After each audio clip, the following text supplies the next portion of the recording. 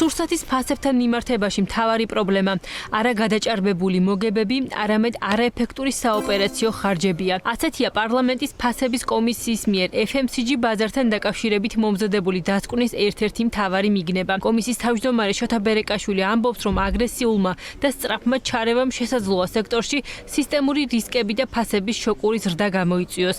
ამიტომ აქცენტი საშუალოვადიან და გრძელვადიან მექანიზმებზე უნდა გაკეთდეს. კომისიის მიერ ერთ-ერთ საშუალოვადიან რეკომენდაციად ევროკავშირის დირექტივის გათვალისწინება და არასამართლიანი ვაჭრობის პრაქტიკასთან დაკავშირებით საკანონმდებლო ჩარჩოს შექმნა სახელდება, რომელმაც მწარმოებლებს, მიმწოდებლებსა და სავაჭრო ქსელებს შორის ურთიერთობა უნდა დაარეგულიროს. შედარებით გრძელვადიან რეკომენდაციებს შორისაა მიწოდების ჯაჭვების ოპტიმიზაცია და ლოგისტიკური ცენტრების ცენტრალიზაცია. არსებობს ასეთი არასამართლიანი ვაჭრობის პრაქტიკის დირექტივა, რომელიც არის ევროკავშირის დირექტივა და ამ დირექტივის ფარგლებში არაერთი მსგავსი ცვლილებები დაინერგა სტრუქტურულად, რომ ურთიერთობები ის ასიმეტრია, რაც არსებობს ბაზარზე, მომთამაშეებს შორის გასწორებული იყო. ჩვენი რეკომენდაცია არის, რომ ამ დირექტივის ფარგლებში შესაბამისი კანონპროექტი უნდა შემოვიდეს პარლამენტში და პარლამენტმა შემდეგ უფრო UTP დირექტივა არის ცნობილი, არსებული დირექტივა უნდა იმუშაოს და შექმნას ინსტიტუციური ჩარჩო. ფასების კომისიის ერთ-ერთი რეკომენდაცია ასევე, რომ FMCG ბაზარზე მონიტორინგი გამკაცრდეს და ამ მიმართულებით დამოუკიდებელი მარეგულირებელი ინსტიტუტი შეიქმნას. ასევე მოიაზრება, რომ შესაძლოა ეს ფუნქცია კონკურენციის და მომხმარებლის დაცვის სააგენტომ შეითავსოს.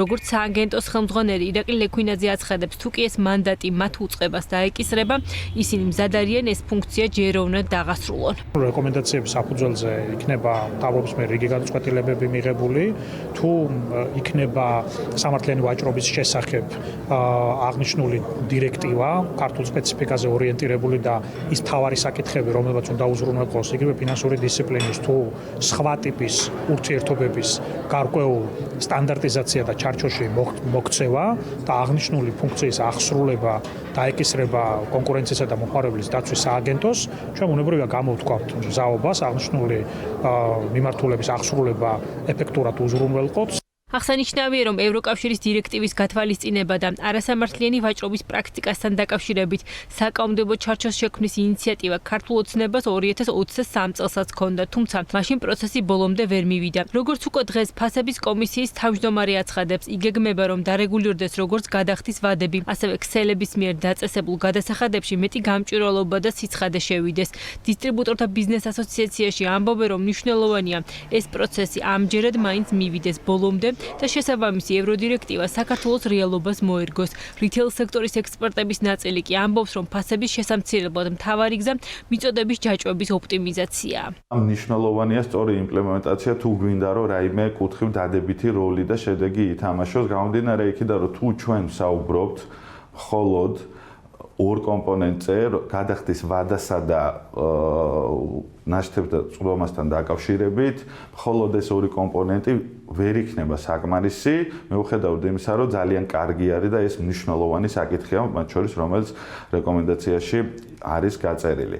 მაგრამ მნიშვნელოვანი ასევე მთელი რიგი სხვა ქმედებების განსაზღვრა, რამაც უნდა დაამკვიდროს სამართლიანი სავაჭრო პირობები რეალურად ბაზარზე, იმისთვის, რომ სწორად განვითარდეს და თუ ჩვენ ეს კანონი გვექნებოდა მიღებული რამდენიმე წლის წინ, შეგვიძლია ვთქვათ, რომ დღეს ბევრად უკეთესი მოცემულობა შეიძლება ჰქონოდა და ტექნიკის განმავლობაში, რასაც საუბრობდით, ზუსტად ეს გაჟღერდა, რომ ფასების ნიშნულის, რა თქმა უნდა, საბოლოო ჯამში ფორმირება ხდება საცალო მოვაჭრესთან, თუმცა გამაპირობებელი ფასების ნიშნულისა დიდწილად არის მთლიანად მიწოდების ჯაჭვი და მთლიანად სისტემა, ანუ ეკონომიკა, რომელიც მიწოდების ჯაჭვში წარმოიქმნა. შესაბამისად, ფასების ასე ვთქვათ ნიშნულის შემცირებისკენ თუ გვინდა ვიაროთ, მაშინ ძალიან მნიშვნელოვანი არის აი მიწოდების ჯაჭვში არსებული ეკონომიკის საოპერაციო ხარჯებისა და ეფექტურობის, ასე ვთქვათ, საოპერაციო ხარჯების შემცირება და ეფექტურობის ძიება. რაც ცალსახად ძალიან მნიშვნელოვანი მიმართულება არის და ვფიქრობ, რომ მნიშვნელოვანი დასკვნა არის. ფასების საპარლამენტო კომისიის მიერ მომზადებულ დოკუმენტში აისახა წამლის ბაზრის მიმართ რეკომენდაციებიც. ამ მიმართულებით მთავარი რეკომენდაცია რეფერენტული ფასების მეტ მედიკამენტზე გავრცელება და ქრონიკული დაავადებების მართვის პროგრამის გაფართოებაა. რაც შეეხება ბავშვთა კვების პროდუქტებს, აქ კომისია ცენტრალიზებული შესყიდვების მექანიზმის დანერგვის რეკომენდაციით გამოდის. ჩვენი შესწავლით აჩვენა, რომ იმ მედიკამენტებზე, რომლებზედაც ეს რეფერენტი გავრცელდა, მნიშვნელოვანი შემცირება მოხდა ფასის ბოლო 2023 წელს დაინერგა ეს და დღის მდგომარეობით და საშუალოდ 40%-ის ფარგლებში მოხდა შემცირება იმ მედიკამენტების, რომელიც ამ რეფერენტში შევიდა. ეს არის ფაქტი და ამაზე არსებობს კონკრეტული კვლევა. და იმის დაყრდნობით ვიძახით ჩვენ და რეკომენდაცია არის, რომ ეს რეფერენტი გადიდეს უფრო დიდი რაოდენობის მედიკამენტები მოიცავს და თუ დღეს მოიცავს 7000, რეკომენდაცია არის, რომ მოიცავს 11000 ესა რეფერენტმა. ჩვენ არასოდეს არ შევეწინა აღდგენებით, რა თქმა უნდა, ამ სიის გაფართოებას, მით უმეტეს, როდესაც იქნება მიღებული სამართლიანი ფასები და აღებული იქნება ამ 4 რეფერენტული ქვეყნიდან ეს ფასი, თავისთავად ჩვენ ავყვებით და განვახორციელებთ ამ რეგულაციას და რჩებით იმ პოზიციაზე, რომ გაფართოვდეს ეს სია და ემატოს დანარჩენი რეცეპტორული მედიკამენტებიც და პაციენტებს მეტი ფინანსური ხელმისაწვდომობა გაუჩნდეს თავისთავად ამ მედიკამენტებზე.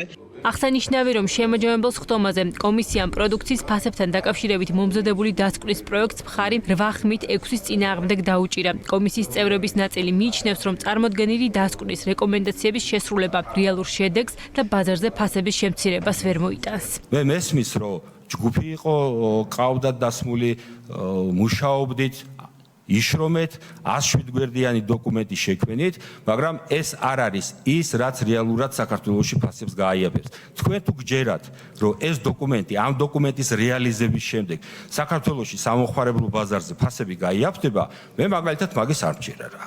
მაგის არ მჯერა და თქვენ თუ გჯერათ ძალიან კარგი, მაგრამ რატომღაც ეჭვმებარება რომ გჯეროდეთ. ვერ მოვასწარი, კარგად გავცნობოდი, იმიტომ რომ დრო იყო ამისათვის მცირე.